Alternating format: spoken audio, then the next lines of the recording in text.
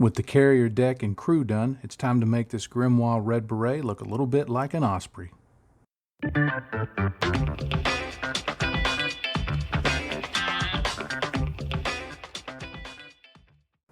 Hey, I'm John. Thanks for joining me for this video today.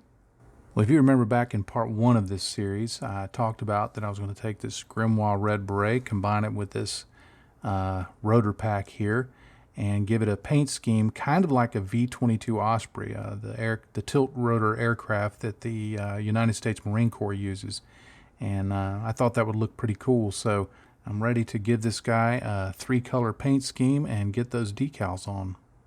The decals I'll be using come from Extra Decal, and they have a color schematic showing the colors of the Osprey that I'm going to be basing this on.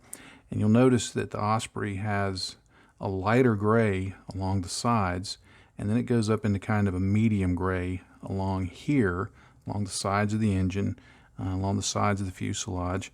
And then on the top of the aircraft, there's kind of a transition to a darker gray out on the wings, but the body is still kind of that medium gray right through there. And then the tail goes into a darker gray. So there's all three showing, whether you're looking at it from above or from the side. From below, it's mostly the lighter gray, but all three colors are present on the actual aircraft that I'm basing this on. Now, the challenge, of course, will be to translate this scheme onto this model, because this is, of course, a very different design, because it articulates, it moves, it has arms, it has legs, it does all of those things. So there's going to be times when, if you're imagining this as a real vehicle, there's going to be times where, as I'm imagining it, it might land and shed its flight pack, because in this whole scheme of things, I'm imagining that this can detach and fly separately, because that to me looks like a place where the pilot would sit. So in the way I imagine it, there's going to be one pilot in here and one guy driving in here. So, you know, it can fly in and then drop this guy off and detach like that, and this flies away and waits for this guy to do its work. This one, I may put some armaments on it so it can be, you know, they can work in a dual role. I've got this whole thing figured out. But what I'm thinking, of course, is that, you know, the camo scheme is going to be primarily designed for when it's in flight, because I figure when it's on the ground, I mean, this thing is, you know, going to be in my rescaling is going to be 9 meters tall, so it's not going to be a small thing.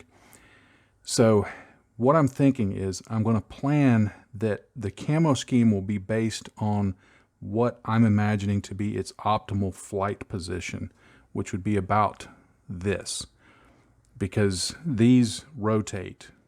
So, you know, there may be times when they're straight up for landing. Then when they're doing fast flight, it's going to be more out like this. But that most of the time it's going to be kind of at a 45-degree angle. So I'm going to be planning the camouflage scheme based on this angle, with most of this in the darker gray, some darker gray down here, the medium gray along the sides of the pack, the sides of the engine, and then this mostly in the lighter gray, and I think I'll put some medium gray. And like I think I said in the first episode, I'm going to do these shoulder pads and the head in the red color. I just like that red color. So doing this, there's a little bit of give and take in terms of translating this color scheme into this model, but it should be fun to paint. Now, these are the paints that I'm going to be using. They're not matches or duplicates of what's on these instructions. I'm just basically going with what I have and what's convenient, which is usually the way I pick paint. But there's this XF80 Royal Light Gray, which will be the lighter color. There's the XF25 Light Sea Gray, the mid color, and this Ocean Gray 2 RAF XF82. And you can see kind of how they relate to each other. there. This one has just a little more of a greenish to it, but I kind of like that because I think having some of this on the mobile suit especially will be a nod to more of a ground type roll that it will have. So I'm hoping a little bit of that green will come through when it's separate from everything else. But this is what I'm planning to do. I'll put this on first, I'll put this camo on second, then I'll put this on top, and then I'm going to go back and use this color to kind of clean up the boundaries between these two. All right, I gave everything a coat of this XF80 Royal Light Gray. And the reason I gave the whole model a coat, even though I'm going to be painting over a good bit of it, is so that while I'm painting over it, I don't have to worry about, you know, was that area painted or not? Is this going to blend in right? You know, is this going over the same tone? This way, everything's going to be going over the same color and should have the same finish and look to it, and I won't have to worry about any missed areas. So the next thing I'm going to be airbrushing on is my light sea gray XF25. Spraying on a camo pattern freehand may seem like a daunting task, but it's actually kind of easy. The keys are setting your airbrush pressure a little lower so that you can spray a finer line. If you have it, using a 0.2 or a 0.3 nozzle airbrush will help. And then you just kind of sketch in the line. I don't worry too much about overspray because I'll be able to come back later with a heavily thinned version of the lighter gray color and just clean up along that edge so that it takes care of any overspray. So the main task is just sketching out where you want the line to be and then filling everything else in the middle. Patience and just some low air pressure will reward you with a really nice look. Now, if you're not comfortable with this, certainly you could mask it off using tape or various putties or any kind of frisket film or things like that. But I just like going in and doing this freehand because it's fairly quick and simple, and I just like the way it looks. It gives it a little bit of a feathered edge.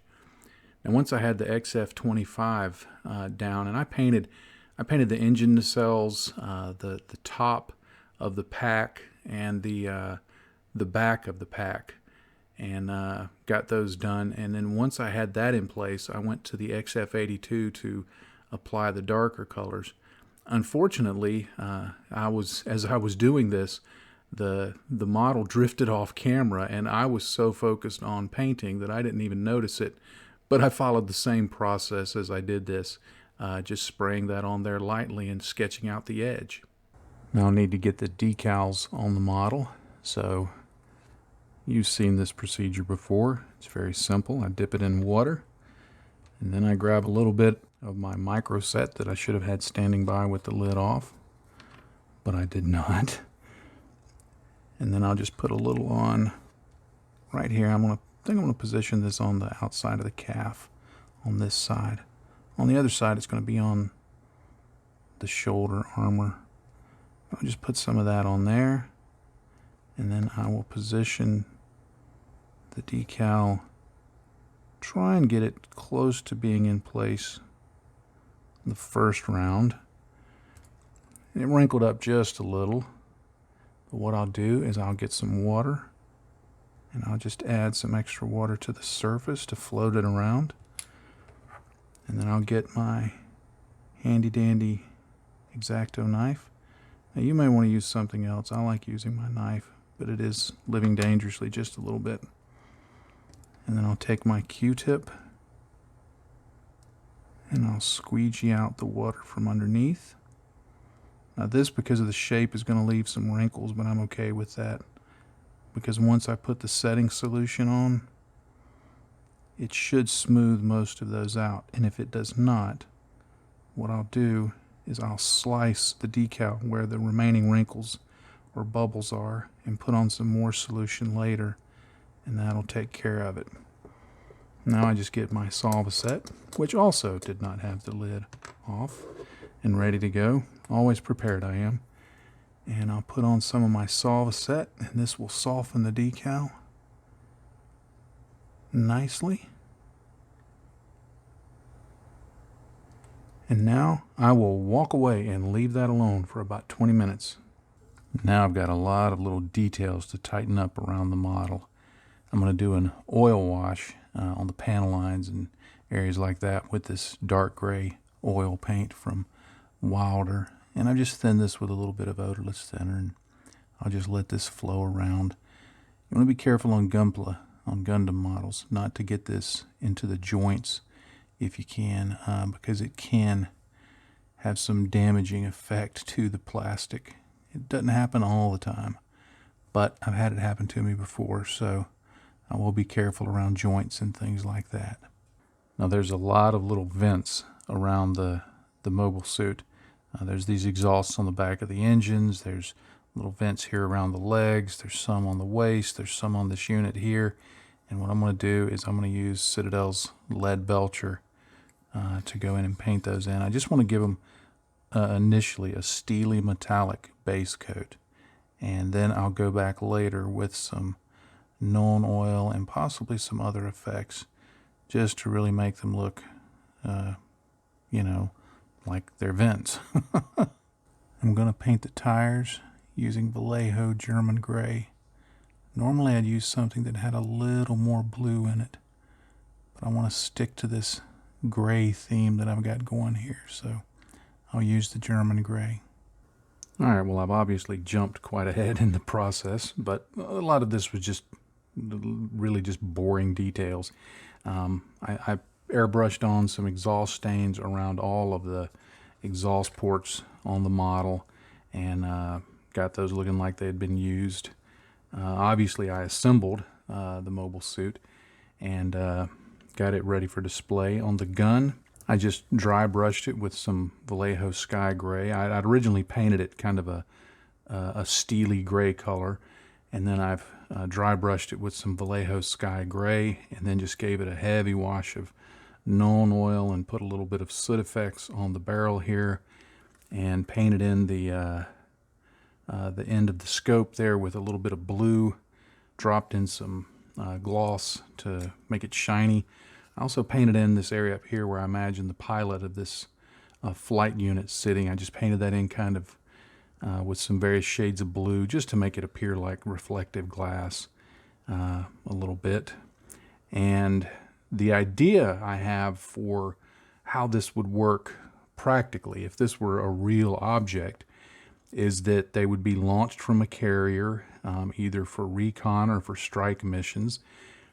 And then once it was in the place where it was going to conduct its mission, the flight unit would detach from the mobile suit and either leave the mobile suit or mobile suits there to do whatever their mission was, or it could fly around providing recon, providing strike, because I did arm it with these rocket launchers. So it could serve a variety of purposes, you know, flying around and hitting targets or scouting ahead or close air support or whatever. I think, you know, the more I've worked on this, in terms of the real world concept of how this would work, the more I kind of like it, because I just think, you know, how much flexibility there would be for a commander on the ground to go, okay, we need to put some suits here and do this and that and the other. And I've even started imagining that this thing could carry some troops in it. So you know, I've got a whole strategy going. I don't know what I'm going to do with it, but I've got a whole strategy going. Now, and I'm pretty happy with how it turned out. I like these colors. I like the camo scheme. To me, it seems like something that's plausible, which is what I was going for. So I really like the way this has turned out. I was not sure when I was about halfway through the process. I was not sure how I was going to like this, because I was having trouble visualizing it as a whole. But now that it's together, this fits with what I kind of had in mind. So I'm real happy about it. Now I'll have to look at placing all the components on the carrier deck, and I've got to make a decision about how I want to attach them. Now, I apologize for the awkward angle to try and get this in on camera, but this is a really large carrier plate. Now, I've got all these figures that I'm going to use, and I don't think I'm going to initially glue them down because ultimately I'm hoping to sell this, and I don't know if the eventual buyer will want the figures positioned by me, or if they'll want to do that. So I think what I'm going to use is just some blue. Well, this is, I call it blue tack, but it's actually colored white. But I think what I'm going to do is use some of this just to position the figures so that they'll stand up. And one of the things to think about when you're building any kind of diorama base, and I will admit I missed the boat on this. I should have done a better job planning. Is you don't want to have large areas where there's nothing going on, if possible. Now on a carrier deck, that can be hard to do. Carrier deck is, if you've ever seen an aircraft carrier, it's giant, and there's a lot that happens on a carrier deck, and a lot of people and a lot of space. So having some open space on this is probably not a bad idea. But now I'm wishing I would have painted up a few more of the figures, and I may go back and do that just to fill in some space over here maybe, or over here. But in general, if you're planning your own diorama of any sort, and this is obviously a very simplistic one. It's built with kits. It's not, many dioramas are scratch built and things like that, which is great. But this is just kind of showing what you can do with kits that are available, and just putting things together and using the figures to rescale the size of something and reimagine it. So I guess this is more demonstrating the theory than, hey, this is a perfect diorama here. But anyway, I've got them on here, as you can see. While I was rambling on, I stuck them on there with the blue tack. And I got to admit, I really like the way this has come together. It's real simple, but I think it sells an interesting concept that, they're getting this thing prepared to launch for the day. And in my mind, one of the reasons it's not really very heavily weathered at all, maybe just a few streaks and stains here and there, is I'm visioning this as, okay, this is one of the early tests of the concept itself.